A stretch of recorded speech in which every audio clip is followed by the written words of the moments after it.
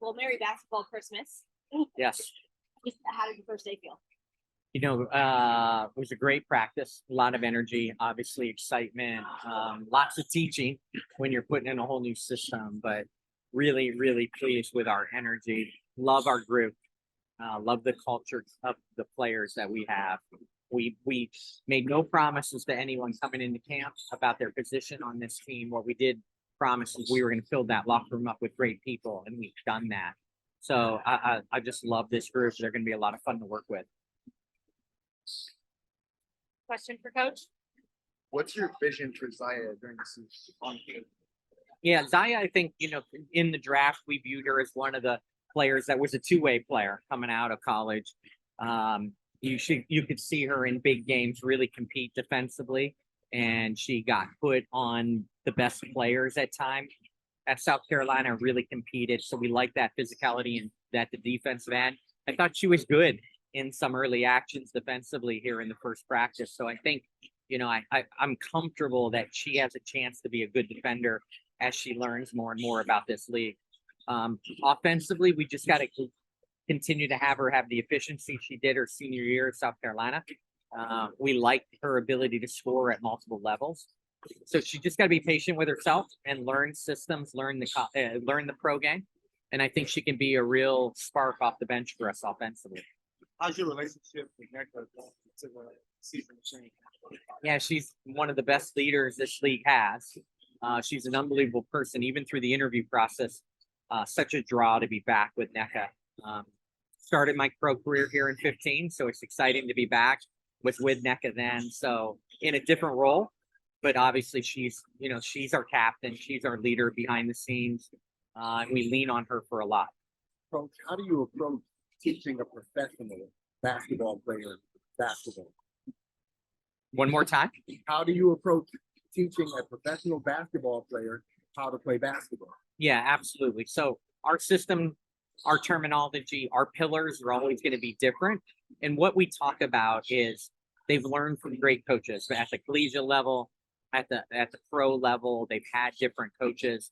No one's right or wrong. Everybody just has their system. So you start with that base that it's not a comparison. Don't compare what you learned before to what you're learning now, because our pillars are different. And then teaching that system that we believe in so much on both sides of the ball. But, spacing is so big offensively, shrinking the floor and taking away that spacing so important defensively. So it's really fun to be back teaching. I had that core group in Connecticut for a long, long time. It became you were almost becoming a manager more than a coach at times because you had that same core group together. It's fun to be teaching again for me.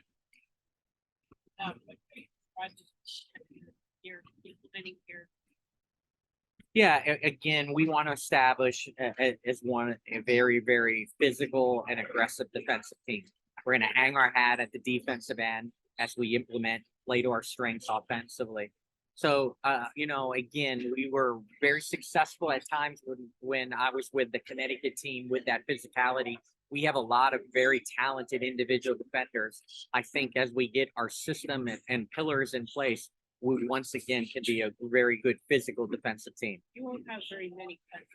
They will probably be challenging. What are you looking for if you look who's going to be a part of it? Yeah, Sue, you say not very many, but it's going to be painful. We have a lot of really talented players in camp. We have veterans that we made no promises to in camp. Our decisions are not going to be easy, nor around the league. We reminded them that no matter what happens, that they should be proud of themselves to be at this moment. This is the hardest league to make in all of professional sports. And they're already in a camp, so they should be proud already.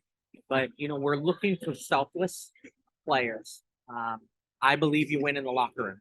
I know it's a little bit of collegial approach that I bring to the pro game, and I did after all those years at the D1 level. But I believe you win and you can overachieve if you have an outstanding locker room. So we're looking for players that are selfless, that are there's all sorts of appreciation and gratitude, that are hard-nosed players, and that if we can build the culture in the locker room and win in the locker room first, we think that will translate onto the court. Could you mentioned you're excited to be teaching again, but when it comes to kind of that process of bringing a team together, what is it about that you love?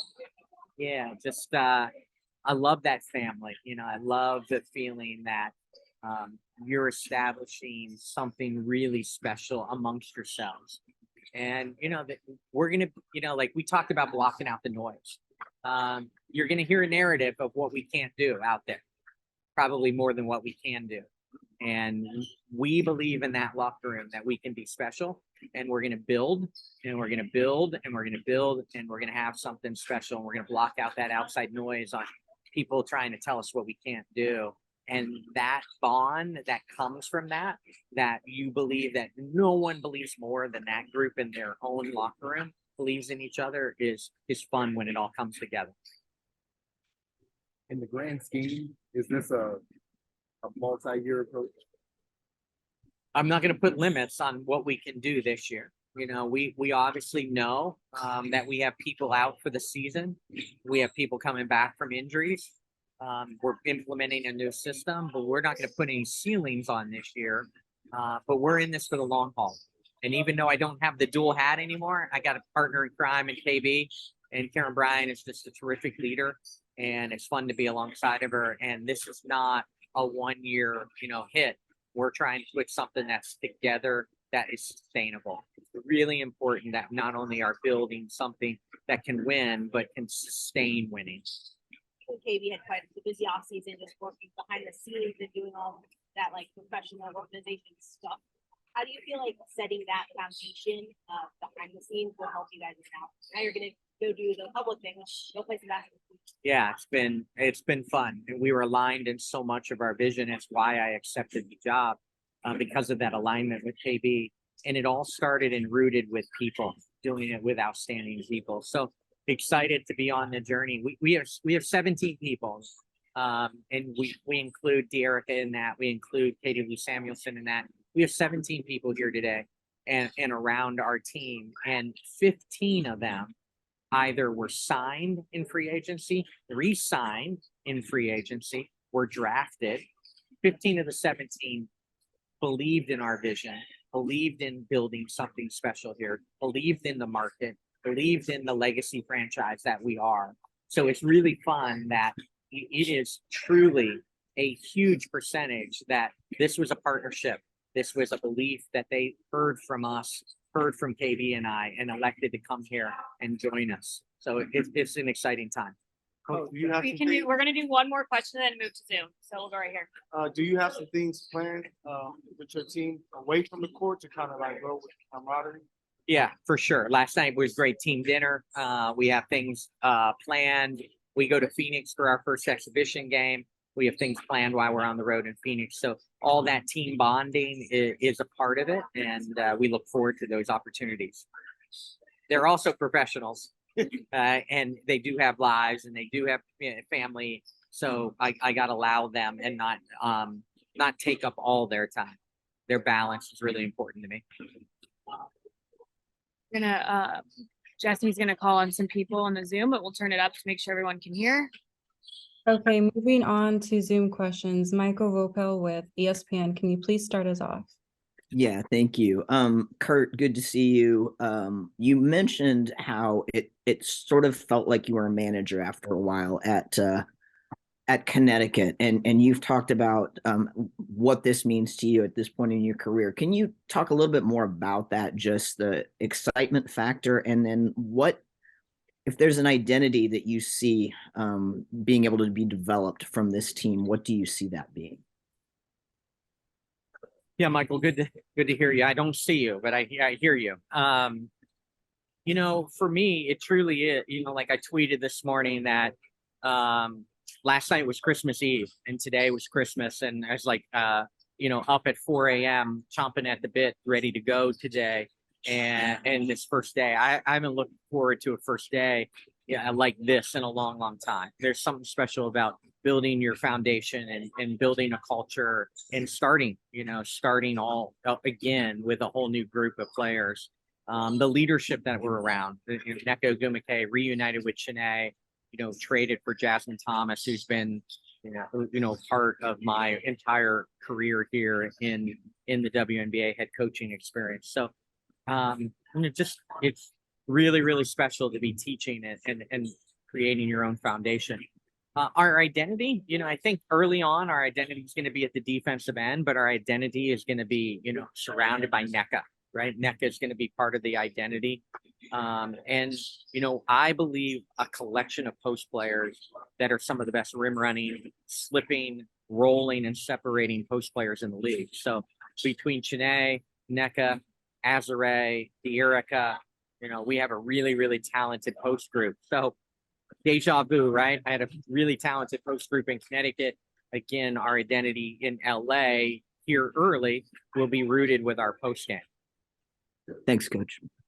Next question, Edwin Garcia. Hi, Coach. Edwin Garcia from Swish Appeal. My question is there a different approach you take with the rookies at the start of camp compared to veterans like Neca who've been there many times? Or is it more of a sink or swim scenario because they are new professionals? It's a good question. You have to be patient with the rookies. It's all new terminology. There's all new rules in this league. There's grace. There's some empathy for what the rookies go through. So certainly there's patience. You encourage them to be themselves. You encourage young players in training camp that feel like every mistake they make is going to cost them their job, that they're going to be able to play through mistakes, not be afraid to miss shots, not be afraid to turn the ball over. They got to be themselves.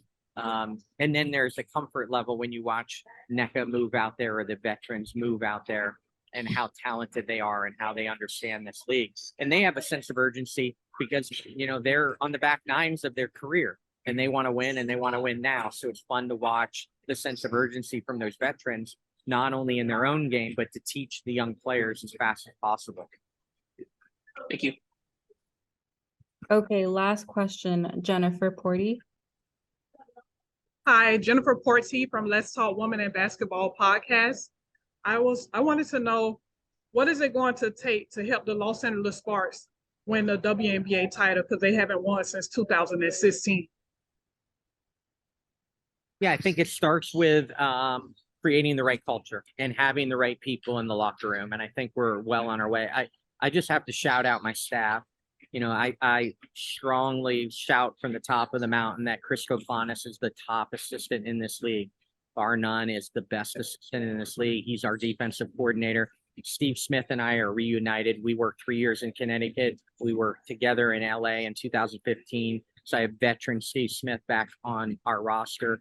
We have Danielle Viglione, a former WNBA player, and Nola Henry, one of the most talented young player development coaches in our league. So just, I'm bullish that, we have an outstanding staff, arguably, one of the top staffs in the league, and they complement each other so well. So it's that foundation, it's the culture, it's the people. And again, I was here in 2015 with Brian Agler when that foundation was established and they turned around and won in 2016. So I saw it firsthand build here, which then ultimately led to their championship in 16. We're going to have the same blueprint. Starts with great people, starts with a foundation and a style of play that you believe in and are passionate about, and you coach the heck out of. Thank you. Thank you. Thank you all so much. Thank you, Coach. Thank you, guys. Thank you. The turnout is absolutely amazing. I appreciate you guys.